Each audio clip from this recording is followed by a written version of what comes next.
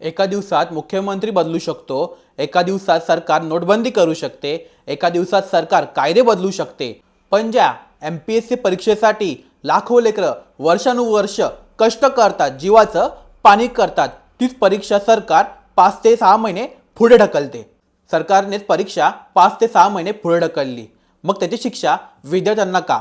आणि जरी परीक्षा पुढे ढकलली तरी त्यांचा एज क्रायटेरिया वाढू शकत नाही का? हे सगळं सरकारसमोर ठेवायचं काम विरोधी पक्षाचं असतं। पण आता विरोधी पक्ष कुठेच दिसत नाहीये, मग तो पक्ष कुठलाही असो। विरोधी पक्षाचं काम आता जरांगे पाटील सारखे नेते आणि रविराज साबळे सारखे लोक करतायत आणि त्यांना भरपूर क्रिएटर्स आणि इन्फ्लुएन्सर्सचाही सपोर्ट भेटत आहे। आजचा विद्यार्थी तर हा धोक्यात आहेच आणि आपल्याला विश्वगुरू बनायचं आहे।